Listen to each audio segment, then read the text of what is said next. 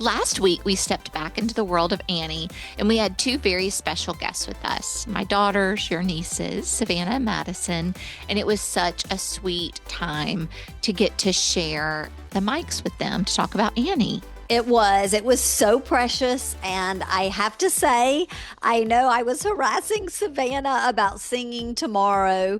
And we said, okay, maybe you'll record it and we'll get Brandon to edit it in. And of course, she never got the chance because the whole fam came in to your home for her graduation. And I know the thought of recording that for Annie went by the wayside, but maybe next time we'll get her to do a solo. I know the real fans would love it.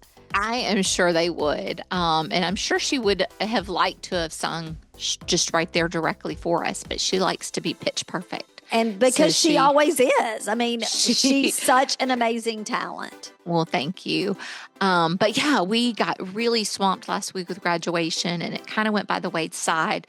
But this week, our movie actually connects right with graduation. It does. That's right. Our characters are graduating and they are beginning that time of life where you're trying to figure out what's next. So we are going from Broadway ballads to boom boxes. That's right.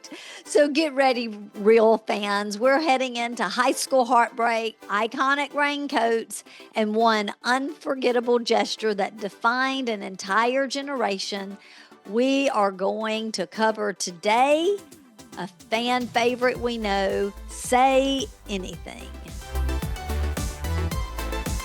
I'm Amanda. And I'm Missy. And this is Real Sisters Rewind. Join us as we go back to the 80s.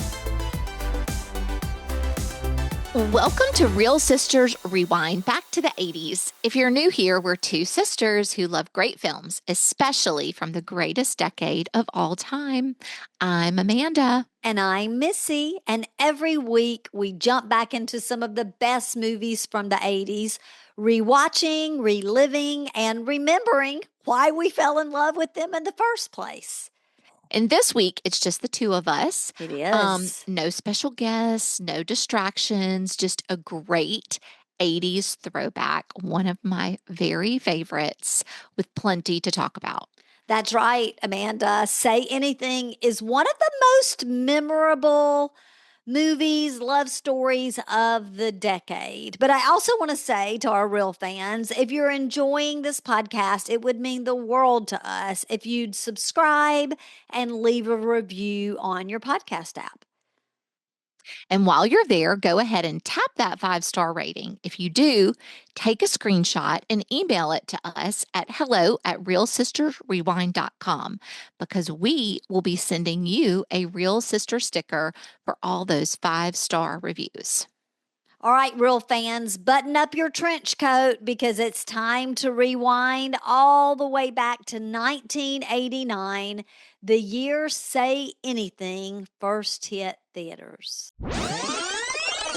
All right, so the exact release date of this movie was Say Anything is April 14th. Ooh, Missy, that's your lucky number, your special number, 1989. And I guess I didn't realize how close to the 90s this was. Yeah. When this movie came out. I mean, it was approaching, if it was April, it was the end of first quarter, starting second quarter of that year. And we were moving our way right into the 90s. And I was 20 years old, sister. So that means you were 12? Yeah? Yes. Mm-hmm. And do you remember the first time you saw it? I do. Oh, really? I absolutely do. So do you remember, I think we've talked about it before, but you remember the white van that we had? With the one we went to Colorado in. Yes. Mom bought it basically for us to go to Colorado in. Like the fact that our mom drove a van even for a trip is hysterical. Hysterical. Yeah. So we had a van and it was souped up for the time, meaning, and by souped up, I mean, besides the like blue velvet interior, like cushiony, soft material, there was a TV in that van. There surely was. Yes. It was like mounted up Yeah. Yeah, yeah. And so it also, so I don't know if you remember this, but I talked about it in Steel Magnolias that when we went to pick you all up at the airport, that After our honeymoon. yes, Yeah, we yeah. were watching Steel Magnolias in the van Oh, on that's the way to the right. Yeah, I airport. remember that. So yeah, so we had it was that was such a cool thing that we had a TV with the VCR because you couldn't pick up stations Right, for like you sure. could watch a movie. So um we were in Gaucher with some of my friends and we rented movies and we went out into the van at night in Gaucher and watched movies and we watched That Say is so Anything funny. because you could fold that back seat out and it was like a day bed. Yeah, I remember. And so we folded it out and we were on that little bed and we watched Say Anything. That was one of the movies we watched. And did you love it from the moment you saw it? Yeah, I You did. you just fell in love? I did. And I was only 12. So that was, Well, I you were 12 when it came out, you're but you right. But wouldn't have been 12 when you watched it in the van at Gaucher, which is no, I wouldn't have hysterical. been 12, but I would have been maybe like not too far off of that, probably, not too far away from that. Okay. I was in my young teens for sure. Like Okay. I wasn't driving. Right. Yeah. Um, and it was, I think, kind of like some of the other ones that we've talked about like this, kind of formed in my mind some ideas about relationships. I'll Right. talk about a little bit more when we get Okay. there that were probably not very realistic. Yeah. Right.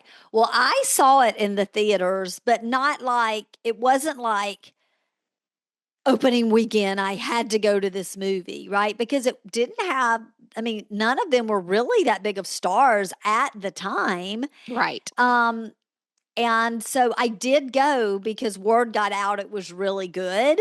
Uh-huh. Um, and so a bunch of us from college went and saw it, and I really loved it at the time. Yeah, You liked it then. Okay. yeah, of course. Well, there were a lot of things going on around this time, as usual, as we like to talk about for our 80s films. The number one song, oh my gosh, I hate to even say this, y'all, because when I say it, it's going to be an earworm for like the rest of your day hearing this. But the number one song on the American Top 40 was She Drives Me Crazy. Woo, woo, I love like it. no one can by the Fine Young Cannibals. And that song will remain in your head for at least 24 hours now. Well, when Oh, I saw our notes and it said she drives me crazy, is I wasn't sure if it was that one or it's she drives me crazy. that's Britney Spears. I know, I'm just teasing. Oh, Not really. you really didn't know. Oh, man. I didn't. Well, I will tell you the number one show in the ratings at the time was a show that even though it was number one, I never saw it. I mean, I saw bits and pieces if I walked through the room, but never like, oh, this is the number one show. I've got to watch it. Roseanne. Ugh, I hated Roseanne. The Hated person or it. the show? Oh, sorry, the show. Yeah, I was gonna say it's not like you just say you hate someone. I didn't pay enough attention to Roseanne. I mean, I know she's a polarizing person and Yeah. people feel strongly about her. I don't know enough about her to feel strongly one way or the other, but I did feel strongly about the show. It was, I guess, I don't know, I guess just something about the just regular person of it was appealing to so many, like regular people just Right, right. was appealing to people. Almost like what was that show that Christina Applegate was on? Love and Oh Marriage. yeah. You know what I mean. Yeah, I But do exactly what you mean. it's similar to that to me Yeah. in that same way, Uh-huh. but it was not appealing to me. Like it was I felt like they were dirty and like just gross Yeah. and I just I don't know if I've always kind of been this way like when I'm watching entertainment, I want it to be like really visually pleasing. Like The Beautiful Life. Yeah, Well, it's yeah. definitely I mean, not The because you can Beautiful Life. see that. Yeah. Yeah. Yeah. But I Yeah. will tell you this. At that time, it was approaching that time, a girl that I was going to college with, I was like sorority sisters with in Kappa Delta. Her best friend from back home, which was South Louisiana, was dating John Goodman. And it was a big deal because it was a big show. And Yeah. they married and are still married today. Really? Yeah. Well, they lived in I guess he still has a house here in New Orleans. Yeah, they do still have a house down there. I was in the New Orleans running company getting Maddie a new pair of running shoes maybe a year or two ago, and he was behind me in line. Did you tell him you didn't like his show? No, I did not. I absolutely did not. I mean, it even came back. Like it was on It recently. just had its finale I like know. this past spring. I know. Yeah, I know. It wasn't for me. it It wasn't wasn't for for me. me either. But I'm also like feeling really bad that we can't think of that other show. So I'm gonna have to find it before we get off. I'm like having a really bad brain block. Um, okay, so that was the number one TV show at the time, which is, I don't know, wild. Like, I wonder what that says about America at that time. I don't know. The cover of People magazine in April of 1989. Now, this is hysterical because I totally forgot that that these two were together. Oh, they're Connie, still together. I kn- I know, but I totally forgot this. Maury Povich and Connie Chung. Yes, they're like a power couple, huh? A power couple. Amanda, was it something like Married with Children? Was it Or Married with Children? That's what I was thinking, but I was like, that doesn't sound no, I right. think that's it. I think it is Married I'm with sorry, I Children. didn't mean to interrupt our power couple, but No, you're right. I was actually thinking that in my mind, but I was like, that's not it. Oh my gosh. It just goes to show my brain is on overload from graduation festivities. Um, yes, Married with Children. That was it. So back to Maury and Connie. Okay, so I know Maury Povich. Did you know he was actually like a legit journalist before he had his TV show? yeah, what was it? A current affair? I don't know what it No, was, the but Yeah, Povich he show, was a. I think he was a journalist on a show called a A current Current affair. Affair, and then he started the Maury Show, But which he was ended up like being like trash TV in the biggest of ways. It totally was, but he was like a legit journalist before that, which I was just heard about that recently. Yeah, But anyway, so I guess that's how we crossed paths with Connie because she was a journalist for one of, CBS, yeah, okay, CBS. Yeah. CBS. I knew it was one of the major networks. She was like on the nighttime news Wait, or you something. know what? When I said he had a Slee show, I was thinking actually of Jerry Springer. Although I know them separately in my head, his show wasn't as bad as Jerry It Springer. wasn't as bad, but I think so. I think it started off a little bit more legit and like had some real, like maybe some powerful episodes. Uh huh. But I think as it went on, it was like a lot of like paternity tests and stuff Yeah, like I that. think so I too. mean, they But didn't you have know like, what? That was the way you made the buck back in the day. That was what everybody was looking for was this shocking TV. Now we yeah, have YouTube, so people can you're go and right. see all that on YouTube, right? Exactly. Exactly. But was Connie Chung like the nightly news anchor or something like that? I feel like, I Yeah, or she maybe was morning show or one something. of those, yeah. And Yeah. again, it was CBS, and we didn't get that Didn't out really in the have. country. So we aren't real sure about, but I do know it was CBS. And she did some great specials, not like Barbara Walters, but she did do some I was great going to say, I specials. think she did specials. She I was did. going to say like Barbara Walters, but I know that not to, Nobody does it like right, Barbara but Walters, right? similar in that like framework of how Yeah. Barbara Walters did. Yeah. Well, I totally forgot they were Yeah. together. Well, we always talk about like stuff going on in pop culture, Hmm. and there was a really big boom, not no pun intended, going on at this time, and it was boom boxes, duh, which is they were basically a character in the show, a boombox Hmm. was. But do you remember having a boombox? Because I certainly do. Absolutely. But we did not call them boom What boxes. did you call them? What did you call them? A You didn't call boombox. the, I no, you think we didn't. did. What No, did you we call it? didn't. We called them jam boxes. Jam boxes. That's right, jam We did not, boxes. yeah, we did not call them boom boxes. They were Yeah, jam box. Get your jam get your jam box. box.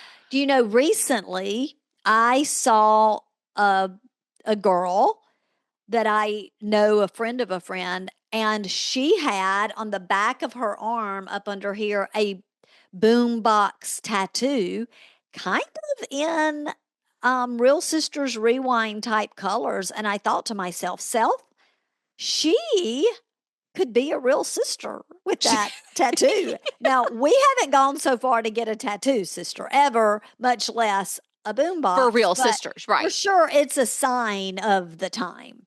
It definitely is. And um I do like talking about jam boxes. I remember so well taking my jam box out into the driveway, and like this was in our before the house was renovated, and in that big driveway, Uh huh. the one you used to have to sweep when we had parties, Right.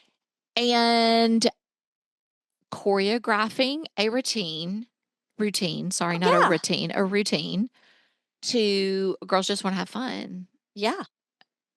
with my Oh, friends. yeah.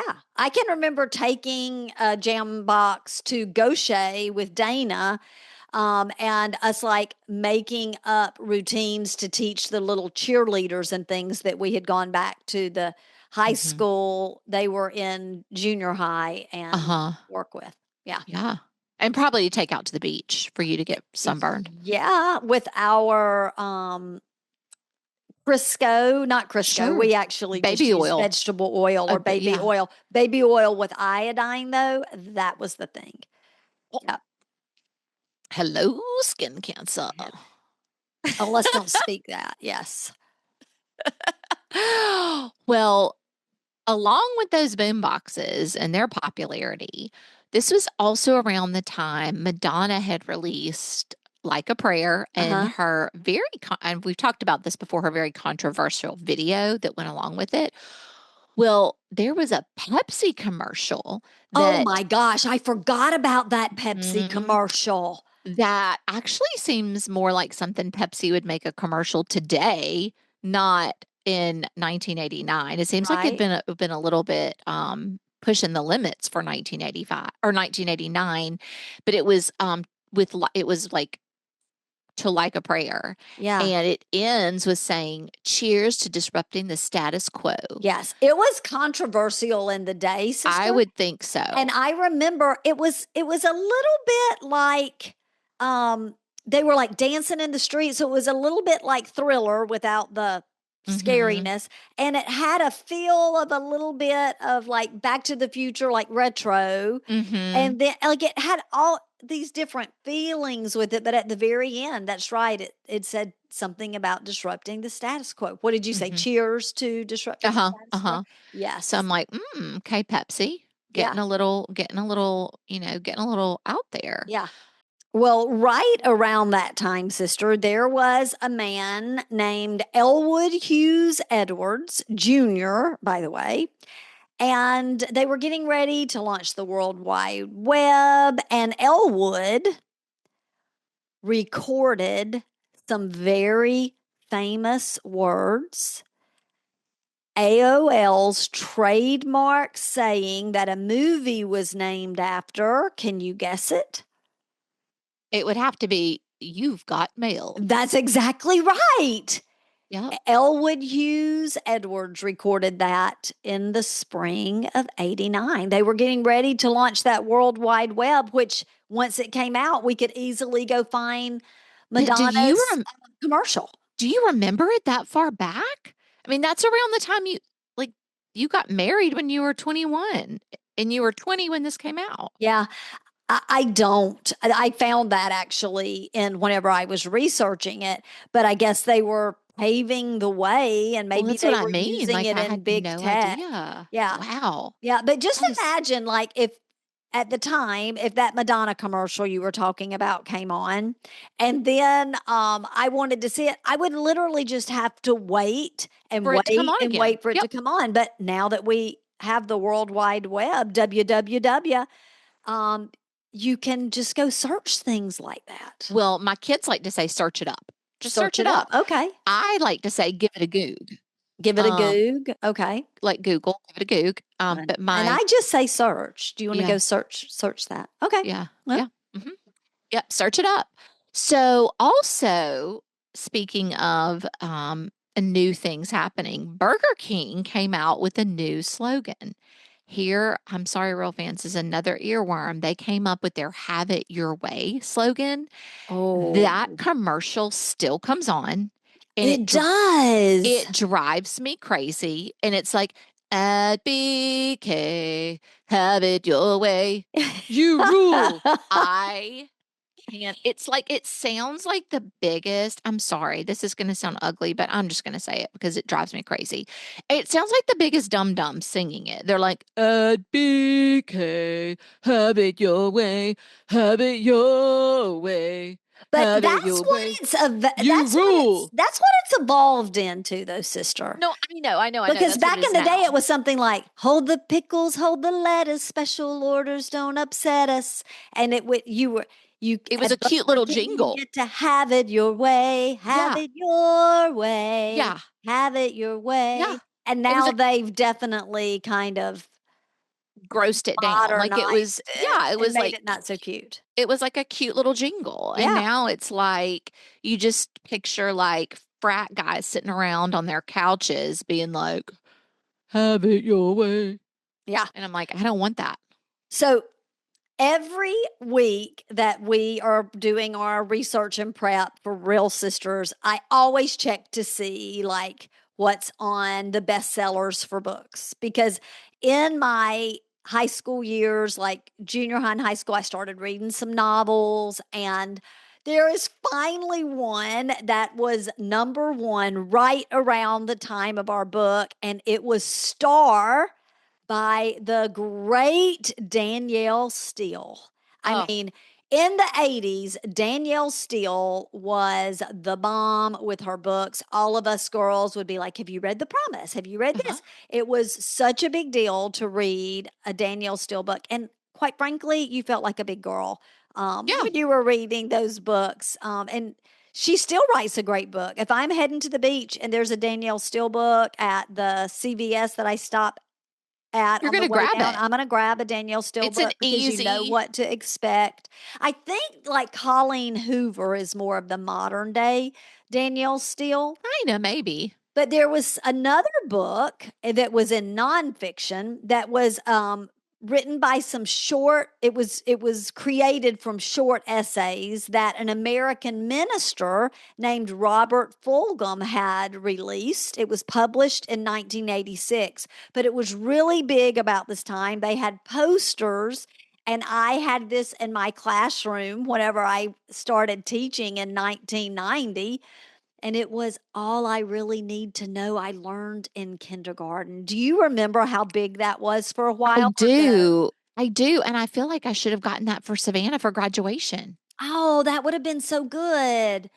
That would have Maybe been I, so good. maybe I can get it to give it to her like as we're on the day we move her into the dorm or something. Oh, yes. Or maybe since I loved it and I wanted to do a book for graduation, maybe I could do that. Maybe you could. I hope she It is doesn't your listen to this. idea, but I know maybe she won't. But it was just the simplicity of this book, saying that like everything we ever needed to know in life, we learned in kindergarten, It's like true. basic rules, sharing, being kind to one another, cleaning up after yourself, Mhm. work life balance of work, play, naps. Sister, you love a nap and learning and Shh, growing.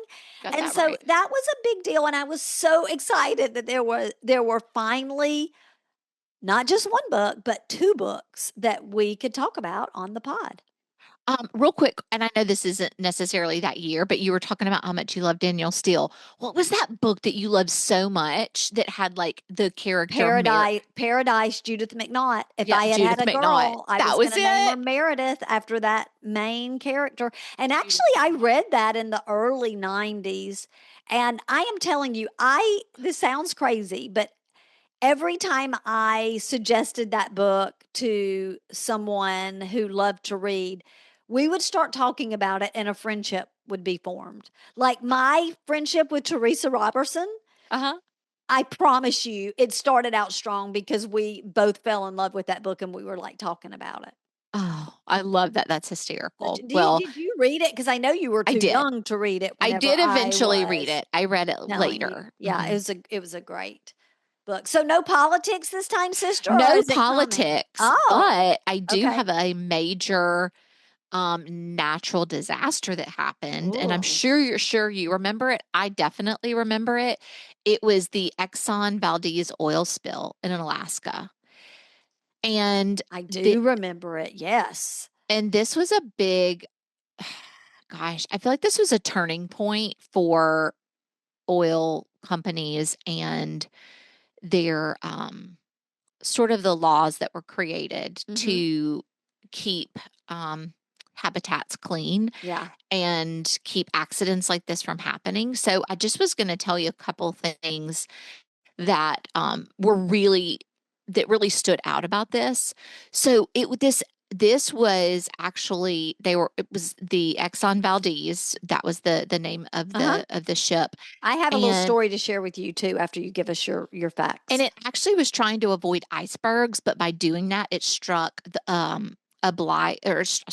Bly Reef, and that's what caused the actual spill. And it really, really devastated the habitats. I know I am not this a huge like, oh, animal person. I know a lot of people are, and I love that and respect that. But this is really sad to me because it did kill hundreds of thousands of Oh seabirds and sea gosh. otters and harbor seals, bald eagles, killer whales. Oh, Like that's it was really horrible. bad.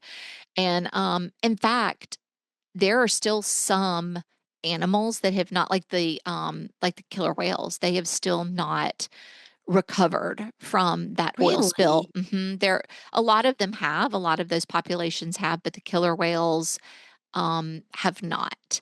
And Wow. so because of that, it did lead, this is what I was trying to say earlier, was it did lead to the passage of the Oil Pollution Act of 1990, and it included provisions that would help prevent future oil spills.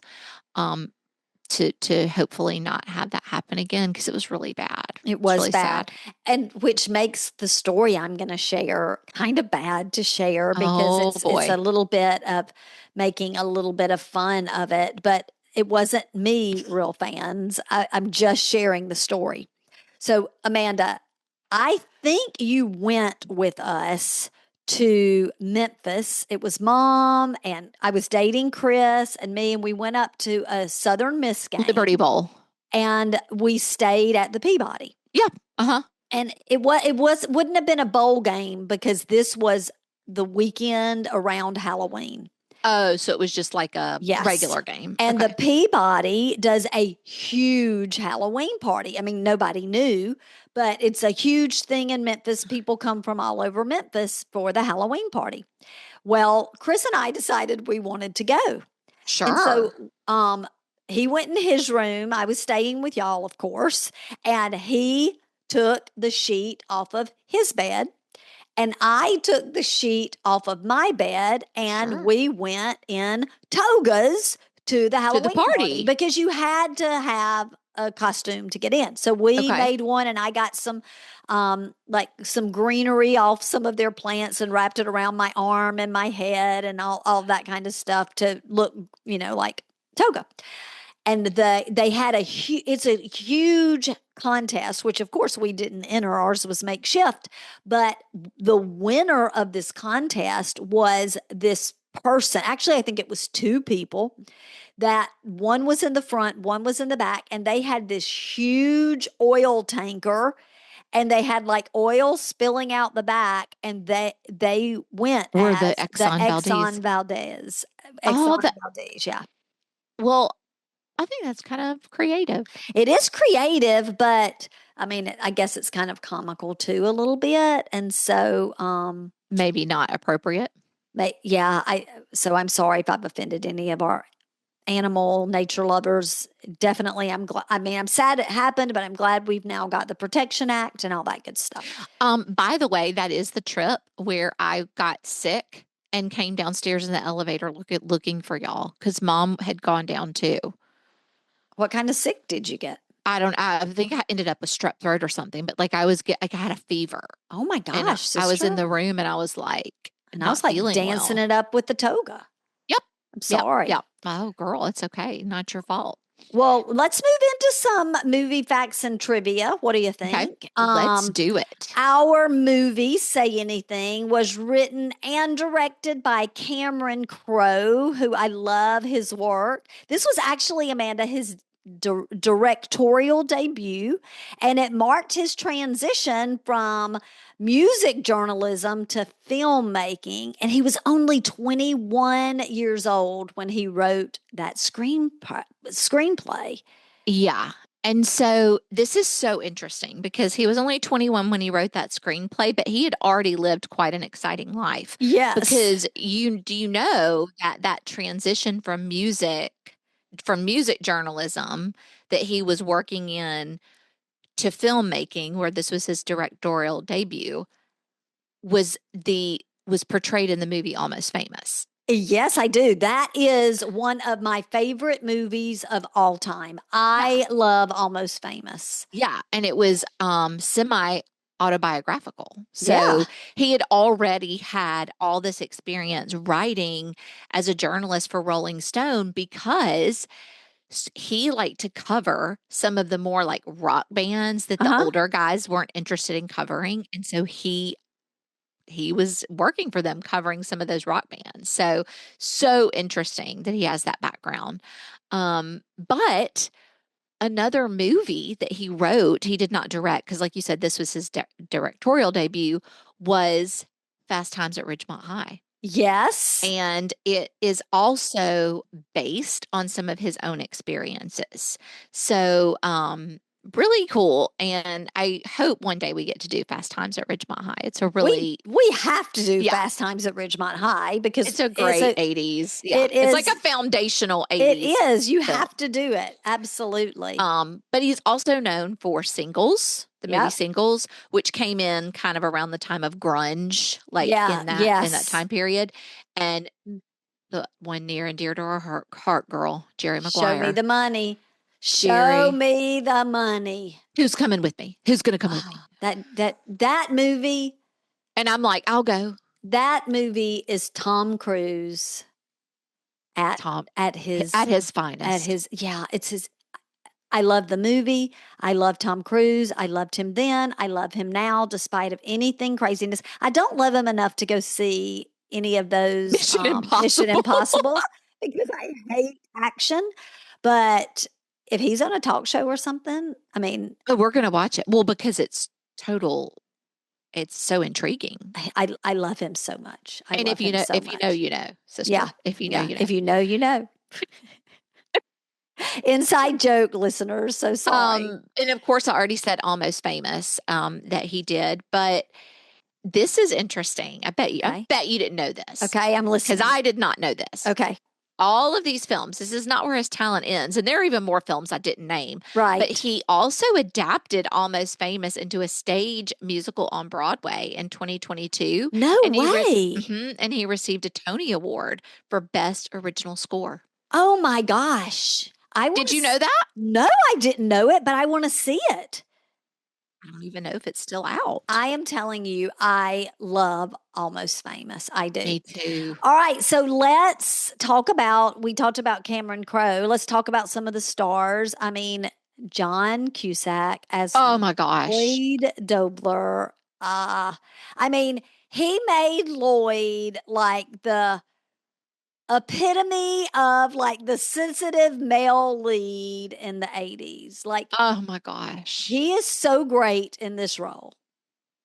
So great that, I mean, like when you first see him, you're like, oh, but by the Yes. end, you love it. He's adorable and you love him. He is adorable and I do love him and I love to watch him act too. Me Like too. I love Midnight in the Garden of Good and Good and evil. Evil. Like I love John Cusack. Me too. Me too. I don't know if you say her name Ione or Ione. I think it's Ione. I Yeah. Ione Skye is Diane Court. And she was actually cast after Jennifer Connelly turned down the role. But I'm thinking, wouldn't Jennifer Connelly been super young then? Maybe not. I don't know. I I don't just in my know. mind feel like she would have been. But I really liked her in this role. And she's not one that you see in a ton of 80s movies, so it made it kind of interesting. Yeah. Well, her daddy, James Court, was played by John Mahoney. And we lost him in 2018. He actually, Amanda, had brain cancer and lung disease. But this Oh, is what was fascinating to me. He was born in England and he joined the American Army and he lost his English accent. And I have loved John Mahoney forever because Chris and I are big Frasier fans. hmm. And I've never detected a British accent at all. That Have is you? I no. know. It was interesting, I I thought. wonder if it was kind of on purpose. Like if he like I don't know, like if it was a conscious, not a subconscious loss of accent, but sort of a conscious, like he worked like it was something he wanted to do. Because I just think it's interesting that he joined the American Army. Yeah, I know. I don't know all the What that's about. background Hmm. on that. Hmm. Well, very interesting. And of course, I do want to mention because these are some of my favorite characters. Okay, let's hear it. Joan Cusack, I John's knew you were going to sister, say that. Yes. is uncredited, but she plays Constance Dobler and his sister. I loved And her in this movie. I me loved seeing too. them together. Me too. I love her so much.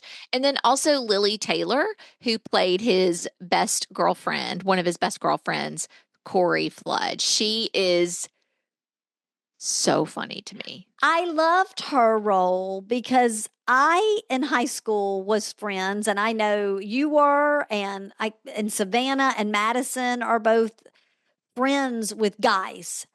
Yeah. And that girl guy friend relationship can be so much fun. And Hmm. quite frankly, once you are an adult and get married, that it kind of it's most people don't have a really good friend Yeah.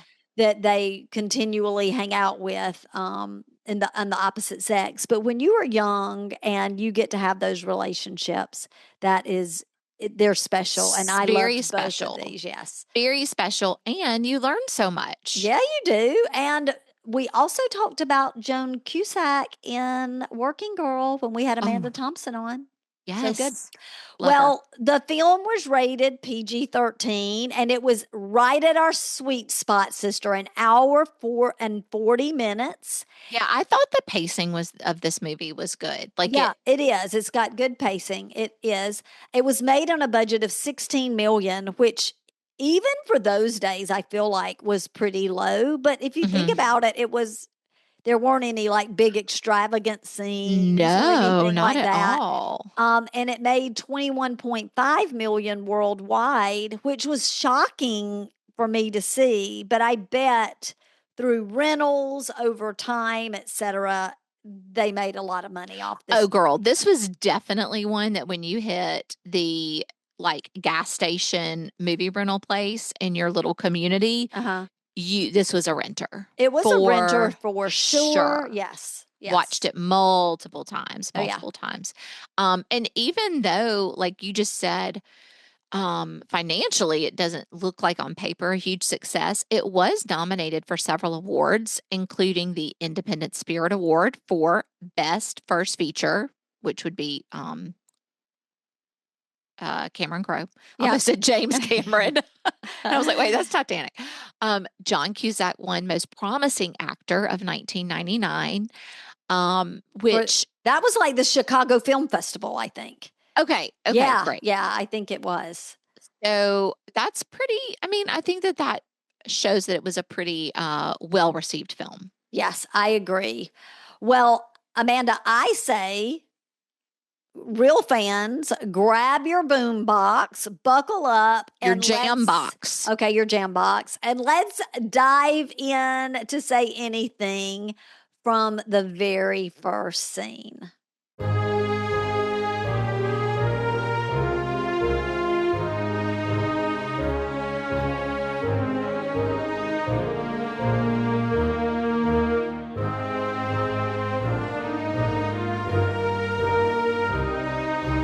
Okay, so we open up and it's graduation day. Dun, dun, dun, dun. I Oh, mean, the memories. the Okay, memories. so it's graduation day, and we immediately see the character of Diane practicing her speech while she's riding in the car with her father, James, on the way to graduation. And it's her valedictorian speech. Okay. So Right. we're already getting an idea of this character and the relationship she has with her dad. He's very supportive, and you can tell she's like trusting his judgment. Okay. Right. Well, on the opposite spectrum of that, Lloyd is telling his friends, Corey and DC, he's going to ask out Diane. And they think he's crazy. Totally. And the reason they think he's crazy is because right away they have set us up pretty clear from the beginning to see the difference in these two characters. Yeah. Does that make you Diane, think of what I think it was Clifton shared with us about just the simplicity of the yes, story? 1,000. It is Yeah. very easy to see right from the start. Diane is smart. She's going places. She's beautiful. She's not like a mean girl or a nerd, but she's just very intelligent, Mature. mature, Yes, mature. she's That's very the word. mature. Yeah. Very mature. On the other hand, we get Lloyd, and he's not a bad guy, but you can tell he's definitely not like the, captain of the football team or the like coolest guy in school or anything. There is no sign that Lloyd is at graduation with sights set on his future other Right. than Diane. Like, Yes. it's pretty clear. Like that's Yes. where we are. And so Amanda, she gets up and she is delivering her speech and she's, saying the things that she practiced, and she sees that like it's not landing with the audience. Like no Nope. one's feeling inspired. No Or one's really laughing. even giving her much attention, laughing, etc., except for her father and Lloyd. Totally. Lloyd is Yes. all ears, and her Yeah, dad's like the yes. only one laughs at the joke. And it's when the Yeah. joke is that It line broke where my she heart for her says, too. I've looked into our future, and I'll tell you, all I have to say is go back. And Yes. I thought it was funny, Yeah, but I did nobody too. else did. Right. Missy, did you notice in this scene all the camcorders? Everybody pulled out Yes. their Oh my gosh, it was camcorders. so They had funny. them like on their shoulder. Like now it would be people with their phones, obviously. Right. But everybody like Which had I saw at Savannah's me too. graduation, and I had my phone out as well, Yep. recording it. But it And just she cracked me didn't up. she didn't do a speech, but she did because she was president of the senior class. She delivered the scripture reading She at did. the Episcopal School's graduation. I was She so did. proud of her, and she looked so beautiful. All Oh, right, but thank you. back to our movie. Yeah. Our movie graduation. Our movie graduation. So the audience just isn't interested. But Lloyd is, as we said, and he then continues talking about Diane's eyes and how much he admires her and how beautiful she is. Oh, yeah. He's so into her. Okay. So after graduation, you know how it is. Of course, it's a graduation that's like outside, and there everybody's visiting with their families, and Diane is speaking to her father, and he's like, "Oh, I'm so proud of you. Here's your graduation present," and he hands her a set of keys. So he's gotten her a new car. But what's Yes. hysterical is that while that conversation's happening, Lloyd is telling um his friends, he's like, "I need you to get a picture of me with Diane. Like, Oh, I know. I love this part. I'm just gonna walk by, just take a bit, like literally not like a picture, but like he's not standing beside her with his arm around her. It's like just when I walk by the frame, snap a pic." And so It reminded me of a Sasquatch picture, it like a totally Yeti in the does. wood, like somebody's captured a Yeti back there. Yes. And like they have no idea like Right. she's taking the picture. But this whole graduation scene kind of gives me Felicity vibes in the very first Yes. episode of Felicity when she's like so enamored with Ben and he Uh-huh. doesn't know she exists. This is the same thing. He's so enamored with Diane and she does not even know he exists. She doesn't. But I mean, right after that, he builds up the courage to call her and invite her to a party, asks her out, and she agrees. I know, I know. And yeah, you're right. Well, he had called her and left a message. Yeah. And she called him back and he just couldn't believe it. So it was a pretty, I think she kind of decided it was kind of a Let YOLO my hair moment. down. Yeah. Yeah, Like you that's what only I live thought. once. Yeah. I'm graduating. What the heck? I'm going to go. Yes. So she goes to the party with him and, they have a great time. Yeah. I mean, and I had a nervousness about her going with him because I thought it was going to be a catastrophe. But Yes. That's right. But before I do want to say this, because this is important before we dive too much into the party, sister. yeah, We do find out that Diane has received a once in a lifetime fellowship fellowship. Yep. to study in England for 16 weeks. And so her Yes. dad's so proud and so supportive and wants to celebrate this opportunity with her. Um, but that's going to be That's the interesting. conflict. That's Uh-huh. going to be a lot of conflict. Now, I think it's interesting to talk about here is that Cameron Crowe really has always been inspired by like portraying young people at a crossroad, and I Yep. think that's what we're going to see as we go on through the This journey. movie. But they are now headed to the party. Lloyd picks Diane up wearing a trench coat, and she has on white with a purple flower. Yes, she does. But he is so nice. He comes to the door and he's got, like you said, his trench coat with his high tops, Yes. his high tops. And I remember the first time I saw this being like, man, I think she's a little overdressed, but she Yeah, did look pretty, like in her she white did look dress. And pretty. I think she overestimated like Yeah, what this was going to be like. But he definitely was very respectful to her dad and I think made him feel comfortable to take out his daughter. And I think yeah. she says to the dad when she's walking out, I think she's like, "I'll be back by dawn." Yeah, something like that. I have to tell you though, thinking about how respectful he was and gentlemanly, which I don't know if you said that, but he was trying to be such the gentleman. It made me think back to Dana, who was on our airplane episode, my best friend from high school. One of her very first dates, her daddy, I guess he had heard folk tales about this. He was intentionally cleaning his gun when the first date ever came to pick up Dana. And so it's something like you would see on a movie, which it tickles me. But he was like cleaning his gun. He's like, well, you take my daughter out, get her home on Stop. time. Oh, no. Yeah. He was cleaning like a big, like a gun. That is funny. I know. I know. And I bet It's the guy funny. was like, "Oh gosh."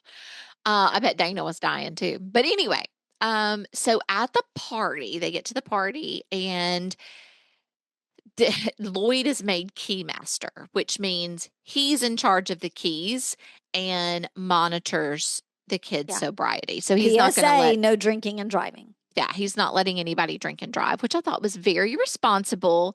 And I think it also showed like right away, number one, he was responsible, but Yeah. he's also like looks out for other people. Yeah. You feel his heart even in Mhm. just this sm- small gesture of responsibility. And one of the things I loved is that Diane was warmly received, right? Like people were kind to her at the party. It seems like it's really her first time to do much socializing with her Yes. classmates, which is Yeah. so beyond my comprehension Yeah. because to me, everything in high school was all about, socializing. That's why we went to school. That you're exactly right. You're I exactly mean, right. But I think following on with that gentlemanly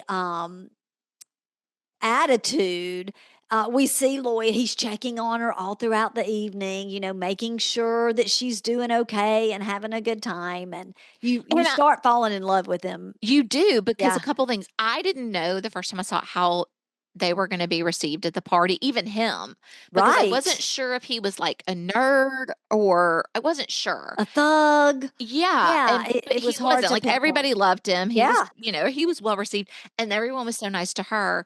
But the thing I liked about him checking on her through the evening is like she made her own way and like met people and talked to people throughout the party. He didn't like follow her around. Right. He was letting her do her thing. He was doing his thing, but he would still check in on her That's because the best way to be. Mhm. Because she had said at the very beginning of the night, "Is it okay if I want to go home early?" Because she Yeah. was nervous She was about going to this nervous. party Yeah. for sure. So I immediately was like, "Okay, he's cool. He lets her Yeah. have her space and but still like keeps an eye on her in a Yeah. good way." Yeah. And then, of course, they end the night by driving an inebriated, drunk student home, and it takes them hours and hours. And he really does drop her off like at dawn, Yeah. and it seems like her father is fine with it since, Yeah. right? Like, I mean, I Yeah. guess she's just graduated high school, and Yeah. are She's like, you "Good are you morning." fine if Savannah comes in at dawn as long as she N- lets you know? No, I'm not. I'm definitely not. I'm not good with that.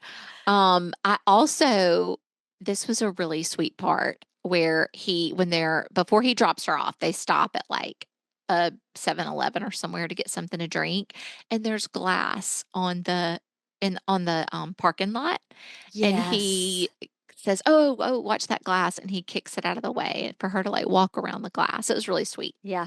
Well, a fascinating fact, and something like this happened in Can't Buy Me Love too, because that party scene, they used real high school graduates and made it feel extra authentic. Oh, it did. It felt like a real party. Yeah. Well, after they had this great, I guess, first date, Right. um, Diane invites Lloyd to dinner with her and her father, but actually he's got some of his colleagues there as well, or some of his friends from the retirement home that he Favorite works at. scene. I love this scene. I mean, it may not be my favorite scene, but it is definitely one of my favorite scenes of the It movie. is so, so funny.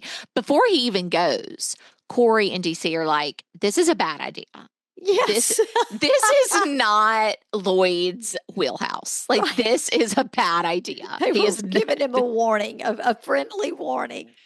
but he still goes. He's like, "It's going to be fine." Yes. Um, and she and her dad during this dinner party Right. share a story where they're bantering back and forth in a really loving, like they know each other so well way. Yeah. And I thought it was so sweet, how Lloyd picked up on that. Uh-huh.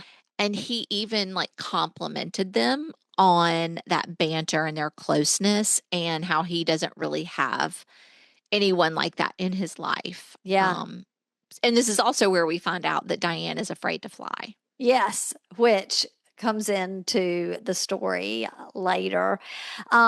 But this is when Amanda Lloyd is asked about his future plans. Mhm. And he admits he doesn't have big career dreams. He just wants to be with Diane.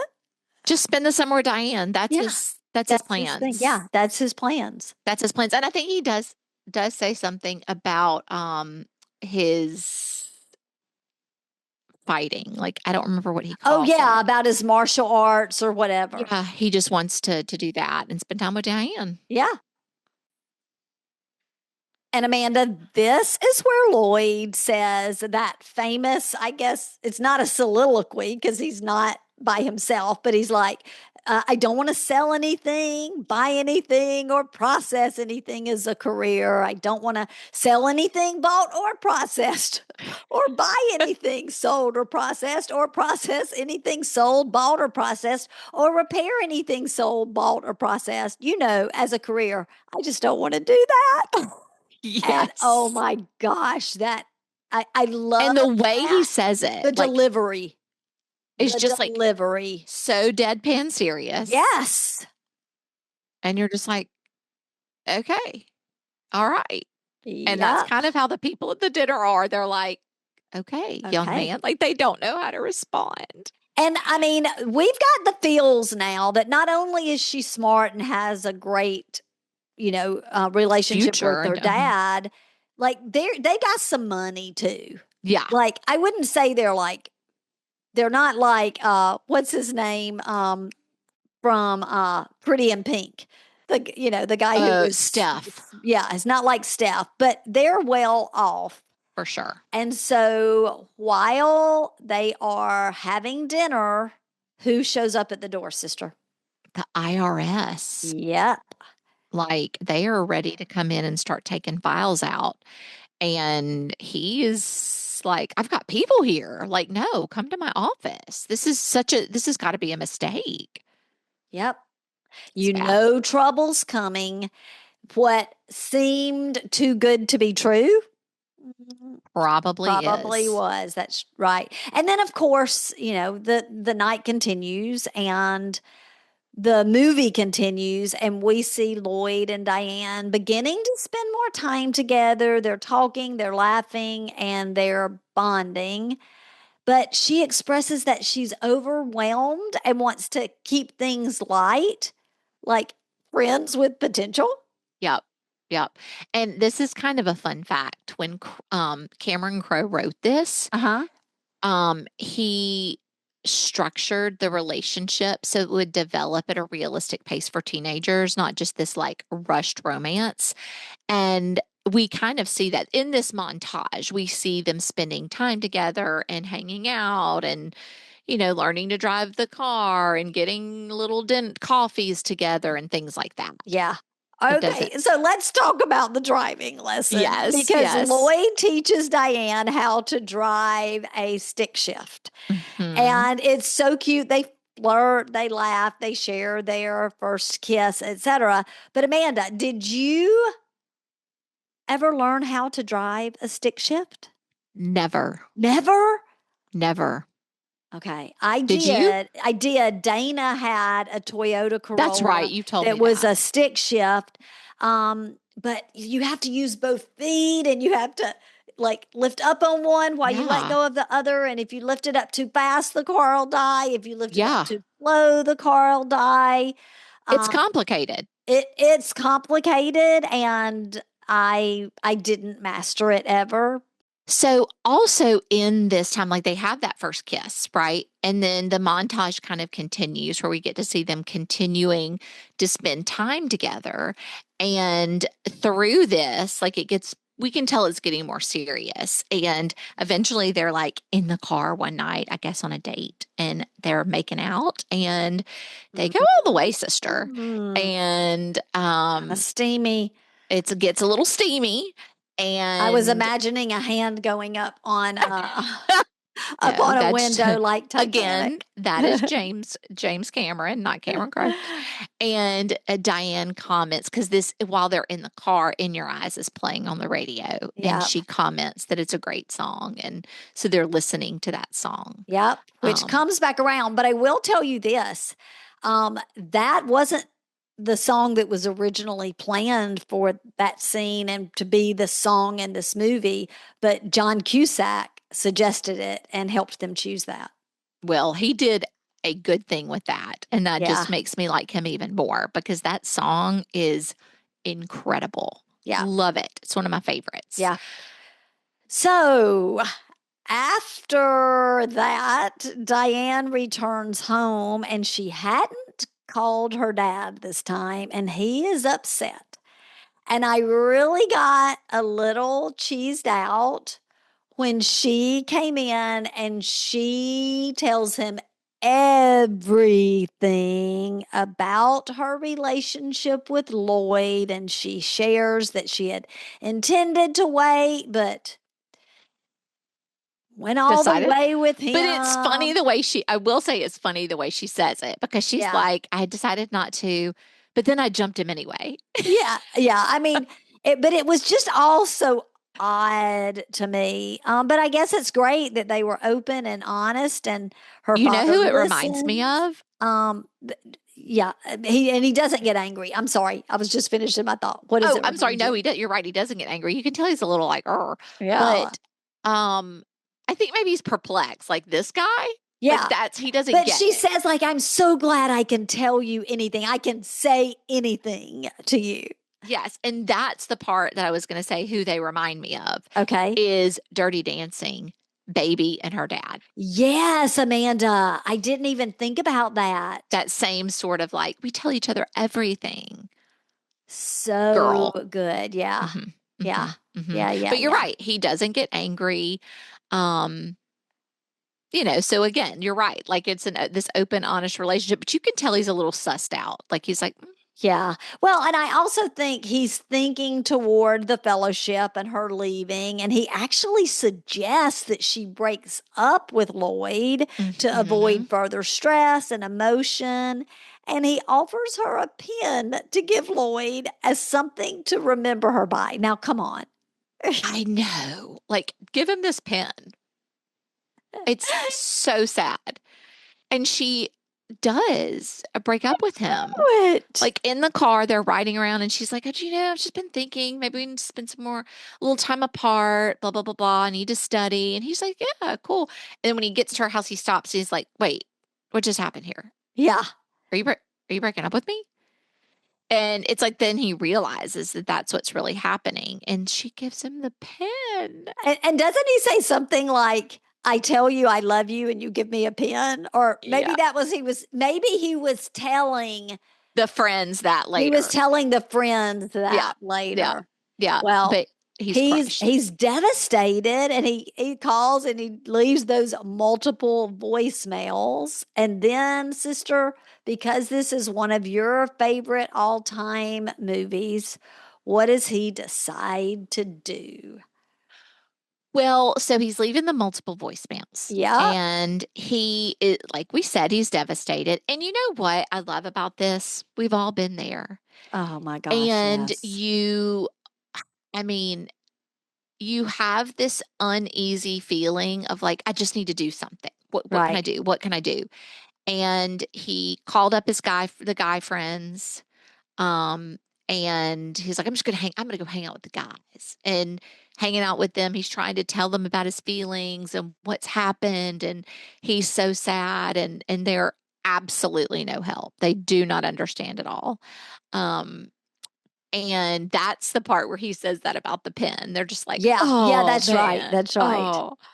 Oh. Um, yeah, he's so upset. And so then through that, he realizes he wants to make some sort of a grand gesture. And it was one And of the most grand gestures of the 80s. yes, For sure, don't you think? yep. So it next scene cuts to her at night, and she's gone to bed for the night, and she's kind of tossing and turning, and her window's open, and you faintly hear this music playing, and it's in your eyes, Your and then it eyes. pans outside, and he's standing outside with his jam box stretched.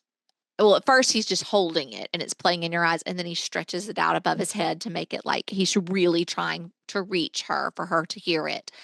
And he's just totally solemn, deadpan face, like he Yeah. doesn't yell out to her or anything. He's just playing that music. And It's one of those scenes. You know how I said this is one of those movies that sort of forms what you think relationships should be like, are going to Yeah. be like.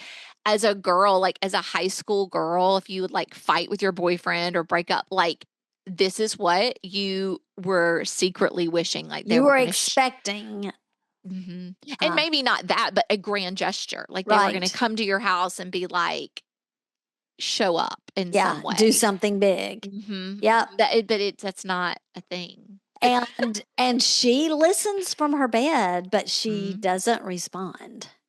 She does not respond. Right. I could have never done that. I do want to say this. I read in researching that that scene, even though it became one of the most iconic scenes in film history, even, I mean, it's been mentioned in books and plays, like it is a scene that everyone knows. Um, he was very skeptical about it. He Who, was Cameron Crowe no or John John Cusack? Cusack. Yeah. Oh, really? Yep. Yep. Well, I was really giving him props for In Your Eyes, but the fact that I wonder why he was skeptical about it. Maybe he just thought it wasn't I don't know, realistic. standing in a trench coat with the, Yeah. jam box above your head. I don't know. Well, it worked. Yeah, So I'm glad that they did not pull back on that that's because right. it worked. Of course, Lloyd continues calling her and leaves a heartfelt message. And when he leaves it, Diane and her dad hear it together. Again, cheeses me out a little bit. Like I I would know. not have listened to a message from my boyfriend that I broke up with, but obviously still have feelings for with Mhm. one of my parents. I just It wouldn't have. goes to show too, I think, again, to her like maturity level. Remember, like she's Yeah, just that's so true. mature. She is. You're right. It's Bring me just a back to that. different, Yeah. well, it's just a different, she's just at a different level of maturity Yeah. than most high school girls at that time. But she does tell her dad that she does want to call him back, but she's afraid. She knows if she calls him back, they're just going to get back together because she loves him. Yeah. She genuinely loves him. She's just trying to like think about being responsible and like thinking about her fellowship and sticking to her, aspirations. Yeah. And so And she and really, that one time like he was calling and she just picks up the phone and she's going to talk to him, but it was just as he hangs up. yep, exactly. Exactly. And I think a fun fact too about this is the emotional tension in the phone scene Uh-huh. where she picks up, but he's already hung up, really mirrors that subtle pull that she's experiencing between loyalty to her family and that longing for independence Yeah, and love. and love and love. Well, we remember the knock at the door on the night of the dinner party. And so Diane, in her maturity, confronts the IRS agents. She is demanding to know what is going on with her dad. And when she does that, she learns that her father is suspected of stealing money from the deceased residents and hiding it in all the cash and collectibles. He's hiding it. And she searches the house and finds a jukebox and a No, no, no, Persian it's not in rug. the jukebox, sister. It's No, in the not it's not called a jukebox. Oh no, I see what you're yes, yeah, you're right. she finds these, like she's starting to look Yep. around, She right? And does have a jukebox. You're she right. She looks at the realizes, yep. jukebox and then there was this like fancy rug and this Hmm. expensive jewelry. And then, sister, she finds a box filled with cash. I thought you were going to say the cash was in the jukebox. No. But yeah, you're right. She does. And right before she finds the cash in the box, remember, she's kind of exhausted her options and she's like, oh, that wasn't, Right. what I'm they letting told me. my imagination run And wild. then she kind of thinks about there's that beautiful, like decorated or almost like Asian type box. And she's like, let me just check that. Yeah. And It's there it one is. thing I was going to say when like she was looking at all that stuff, my mind went back to all not all the right moves. The Tom Risky Cruise business. risky business and the egg. Yep. Yeah, I don't know why it just took me back there. It Yeah. was definitely that's a similar vibe. Well, once she finds that money, she confronts her father. She Yes, goes she to the retirement does. home and she's like, you lied to me. And of course, he denies it at first, but then confesses because she's found the money. And he insists he did it all for her. Like, Yeah. that to me would make it even worse. Yeah, because then it's like, I'm blaming you. Yeah, like I had to keep up. Yeah, I'm blaming you. I had to keep up with taking care of you and making sure you had the finest of everything. And Right. so I did it for you. Right. That's a lot to put on a a young girl, even if she is mature.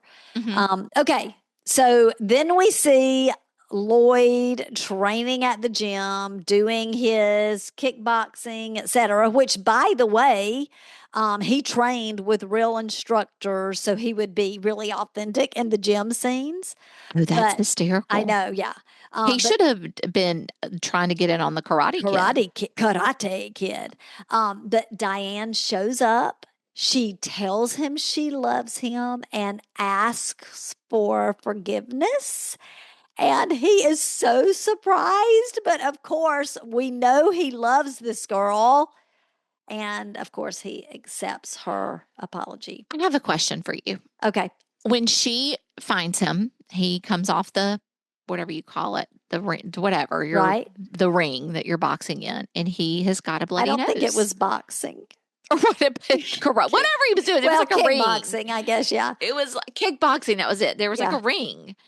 He comes out of the ring and he has got a bloody nose because when Yeah. he sees her, it distracts him and Yeah. he gets hit in the He gets nose. hit, which is a great kind of like little And thing in there. he is very sweaty and Stinky, bloody nose. she's Yep. desperate. She's just like, oh my gosh, I'm so sorry. I want to be with you. And she still goes in for the big makeout. Yeah. Grossed me out. So would you have done that? No. You wouldn't I have. mean, if the person I loved was on the ground, dying, sweaty, bloody, and I was saying goodbye, I would give them a kiss. Like, Oh, I thought you were about to say, even then I wouldn't. I was like, oh my no, gosh. I would, but not just because we are, Getting back together. yeah, we're rekindling our flame. Like, let's wipe that away. Let's wipe the Right. blood off. Right. Yeah, that always is like a little too much. But you know what I also thought was interesting is that again, showing her maturity. It would have been easy for her when she confronted her father and he confesses and all that to still take his side, Yeah. but she doesn't. She's like, Right. she knows it's wrong. Yeah. She stood on her morals and her Hmm. values. Hmm. And speaking of that, he is sentenced to 1 year in prison and he's fined. Hmm. Hmm. And yeah, so he goes to prison. Yeah. And next thing we know, we see Lloyd. I know. It is the most interesting dynamic to Yes. see the dad in his orange prison suit Yeah. at the picnic table sitting across from Lloyd Dobler. Yeah. It really It is was. so interesting. And he And tells him that Diane, wants to come in, but, she's in the car and, he's kind of like trying to talk to him about that. And that really all he wants to do is just for his future is just like take care of her. Like yeah, that's what he wants to do. that should give that daddy like such relief. Like, Hmm. okay, I've got someone who loves my daughter who that's his goal in life is to Hmm. make her happy. But Diane was waiting in the car. Hmm. Lloyd gave him the letter from her, but she eventually comes in to say goodbye. And what Hmm. does she leave with her dad? The pen, the same pen that he gave her To to give break to up. Lloyd when they broke up. She gave him a pen. Don't you The think same it's pen. symbolic? For sure. Yeah. Uh-huh. It was like almost like I'm back, I'm with him and I'm kind of breaking up with you. Uh-huh. That's kind Uh-huh. of what I thought. Uh-huh. For sure. And he asks them in the scene, he asked Lloyd if he's going to London with her. And at this point we don't know. Like he says, I haven't decided. Yep. But then what do we see, sister?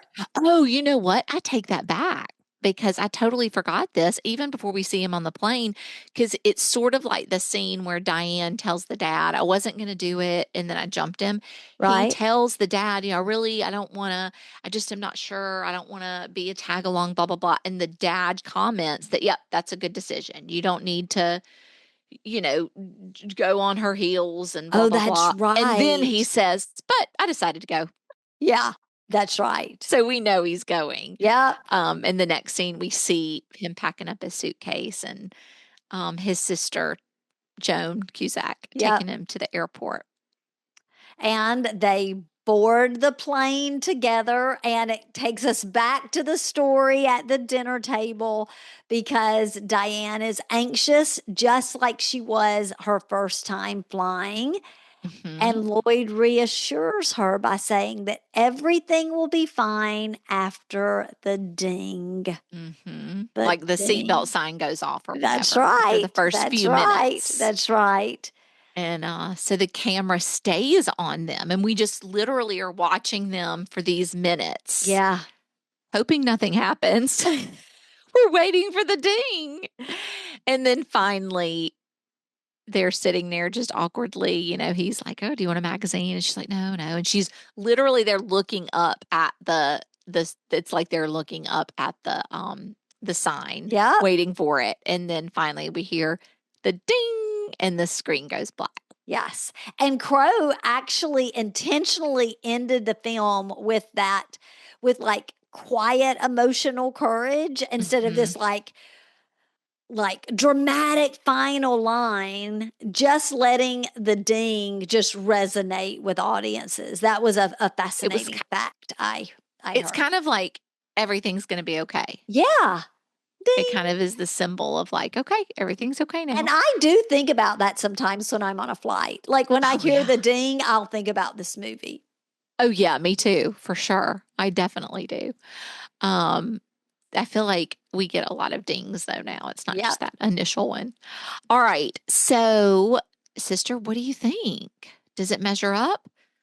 So I think this movie is a classic no matter what. I think it measures up, but I will say I didn't get the feels like I thought I would rewatching it. Like I thought I would go back to all those emotions that I felt then, Mm-hmm. and I didn't. I watched Mm-hmm. it and I appreciated it for what it was. The performances and the relationships, but it it It didn't wasn't. move you. It didn't like. And I know you can't compare like this and Still Magnolias, but like we've watched several movies in our rewatch where the feels all came back. Like I Yeah. felt those strong emotions or the love or the excitement.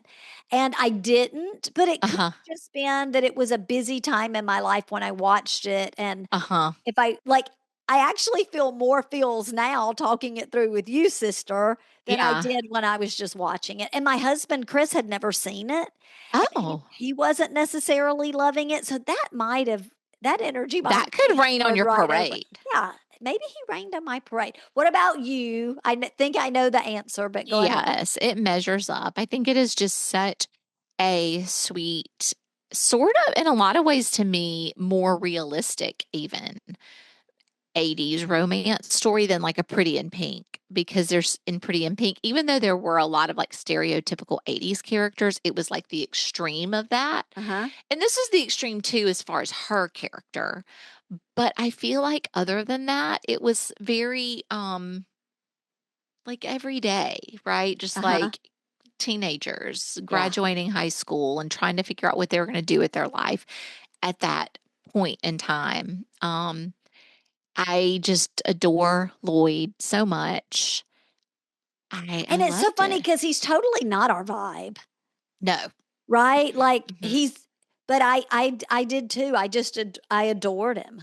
Well, I just appreciate a guy who can really love and take care of a girl in a really sweet, Yeah. thoughtful way. And Yeah. that's who he And he was was. crazy about her. He was crazy about her. And Yeah. so I just love that. So, yeah, I think it measures up for sure. Well, that wraps up our rewind of Say Anything, a movie that reminded us how powerful it is to show up, speak from the heart, and hold the boombox high or jam box. And with that, real fans, we're officially heading into our summer hiatus. But don't worry, we've got you covered. Starting next week, we're bringing back some of your favorite episodes from season 1. That's right, real fans. We need just a little bit of time to regroup and get some rest. But just in time for Father's Day, we'll be re releasing one of our most loved episodes by the guys. I guess we would call them our real brothers. Real Instead, dudes, maybe. yeah. We'll workshop the name, but either Yeah. way, we're all real fans. So, That's um, right. Well, we, we're going to be taking a short break to rest, rewind, and get ready for season 2. And trust us, it's going to be packed with fan favorites and some fresh picks. yep. And you know what, sister, that makes me think because we'll still be posting some social media, and we would love to get some ideas and some suggestions from our real fans of top choices that you would like to hear from us in season 2. Yep. All right. Well, thanks for listening. And as always, we'll see you back here soon. And hey, if you've enjoyed season 1 and haven't taken a moment to leave us that 5-star rating and review, it would mean so much to us. Now is there could not be a better time than now since we're wrapping up that season 1. It helps us more than you know. Bye, y'all. Bye.